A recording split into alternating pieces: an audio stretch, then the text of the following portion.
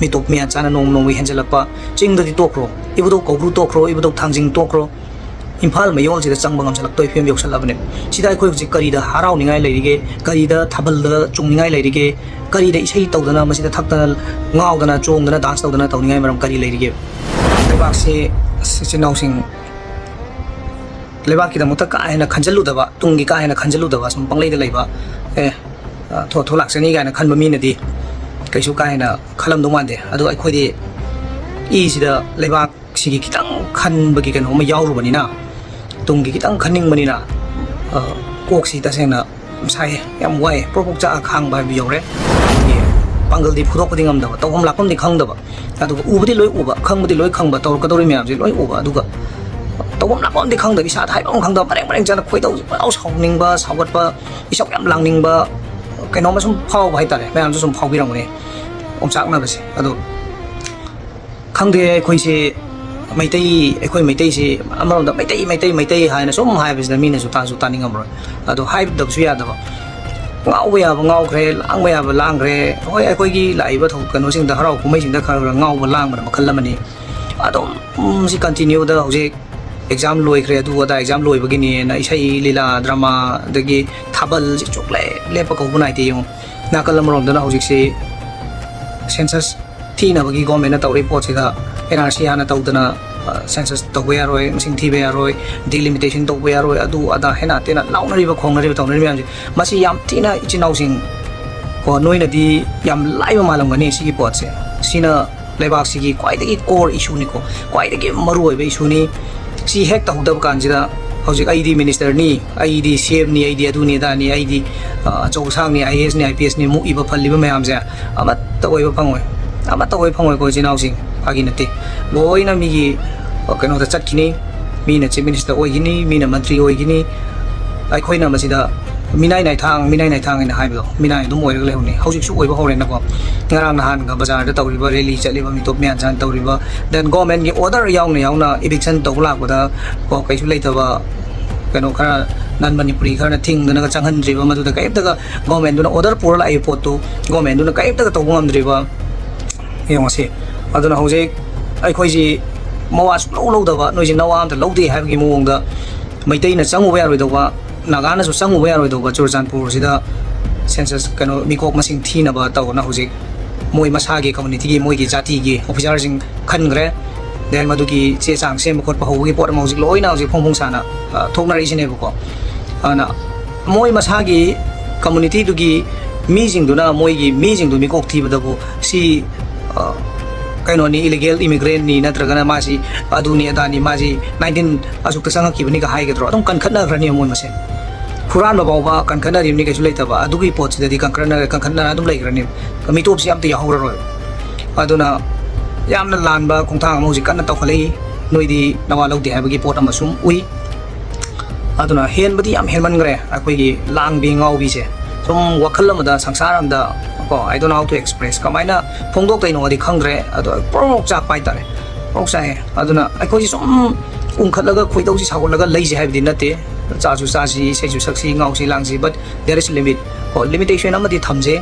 aduna ta na hojik si rom smain tawler ga di ta ga doriba akoi ji mun ni yengi ne ba kanana government of India ni yengi aduna sigi jati si di moi manga trana khara laujara ga ju kangbu umde dom thakna sa na ngaudana langdana leidi moi gi di Eikhoina sumaina thabal chongdana sei tawdana ahing nongyai nongan ba tawri se moi gi apam ne maram di law and order si am phagat le Manipur da hana sunaba leitre mayam sumaina free da ahing nongyai da pan thoktana ngaudana khotana langdana thabal chong dei sei taw lere aduna law and order am phagat le have report leidoi ne khama aduna ahan jone ngarang mathang da han ni mamang doi male sekmai dei sei am tawe sekmai da sei tawri je numit si akoi mera bai bi gumbana natra club na khun na tawbu na te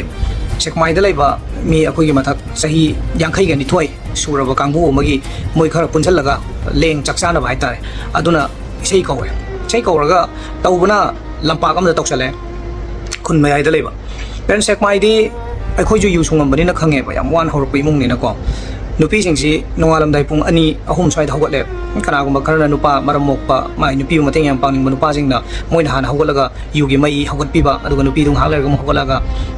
yugi kanu du chak to muk thong ba changan ga haije adi thabak tong mina bane du maina aduna pung ani ahum da hogadori bani adu sing to su udabida sukang khangdabida den ana ayek halaman haiba myam su leiri hoi lango tawro yare kasu kaide pung 12 ta salena masi mingon da disturb tawdore na hairadi lotion bibe yare na ado pung ani taram dai bok sei du sei dai khoina thing su leite kai su leite khoi ado khoina thengmal le pung ani ta dore sei ji loi salo on haibani ado anga exam loi khri bu nai moi wakhal ji yam ko moi mindset ji ai khoina haibadi mingon da tawriba disturbance adagi langiba ngauriba mai magi kok ta leiriba karim ta leba se thoi ba kaino na chung da na tawri myam do thengmal le pung ani ta dore sei ji loi salo haibani ado moi na mu ngang thori ba moi na khandori sina anga ge exam su loi khri bu hai ji yam ko mai kok si mai wakhalon aduna khangde kari hai do no ai khoi ji ka ma di hen balle le pasi chinau lauje he dungai khongje he dungai ta ga da bana ta dra ga di masi di thing basu ya roi kai do basu ya roi ai gi thamoi da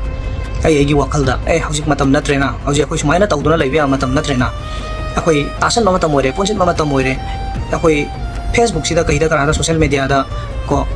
loi nei min nei khong na u lere mi top mi an chana nom wi henjelakpa ching da di tokro ibudo kobru tokro ibudo thangjing tokro imphal mayol sida changbangam chalak toy fem yok salabne sida khoi ji kari da harau ningai leirige kari da thabal da chungningai leirige kari da isai tawdana masida thakta ngaudana chongdana dance tawdana tawningai maram kari leirige hoi harau kumai nong phadok tawbi ai kasu kaide adu som makha chathadana hoje tawsidi yam tina phajadre chin nawi risa sa aduna hoje khoi core issue oriba nrc da akoi hoi lebak se lotion graji kasu kaide akoi sum khara char kha tha ga sum lotion graji tho laksani har ga di okay no problem adudi lao adudi tawro yare kasu kaide aduga aikoi icha po ina aikoi gi cha sing ji moi gi generation am lakini na tung da su generation am lakini na ana aikoi lebak se kal huda be ade pai puna thambiram base aikoi tung gi mirol ji bu kalam da be ade ha ba wakhalon ji ichinau ji na khanba tar ga di aikoi core issue da kaino khara khanna je lao ra ga mai ta khanna je na te manung da si khanna je then aduga pokhai je bang long pokhai je aduga akoi miam ko aswai da mi jani song na rally muk chat pa aswai da mi yang khai muk na dharna pam ba that's not an issue adu kaim kan de adu de kana de wathi tar toy tau je har ga di yam draba da mi lising kun nam kuntra ama ni pu mi yang khai ma ko mi lak tara hena leba population ni dana aduna masida mi lising tara kun di thok pai rai laina yai dana ko aduga tor ga muk tau je protest tau je haibana mituda aduna tona protest pang tau da tor ju kana na te mi yang khai nong tau mi cham nong tau koim kana na te pokhai ra tau je ni khan je sana manung da koi kaino kai tawbe age du khana matam oire natraga di lebak se sing tawragani tawdore pairap tawraga samudra da chatli jaha se pairap tawraga leire makhun ahum mari thok na phore sing changak pa hore suksoi soidana thu matam da lukragani aduna hojik aikoi rescue team am changjalaga kanbam da ka oi rescue team ji kana no kana amna te government na kaloi noi khoi sini noi khoi ji rescue team ne aduna bapta minarasi aduna hojik ngaktang akoina haijari ba ngangjari ba sida nakong nama da taraga nama da dum phawdoki ba ngaktang man haiji chumine hairaga mung halai thoba me da tawba adu tawragum si khanarasi punsalasi asina tana dei pambai le roi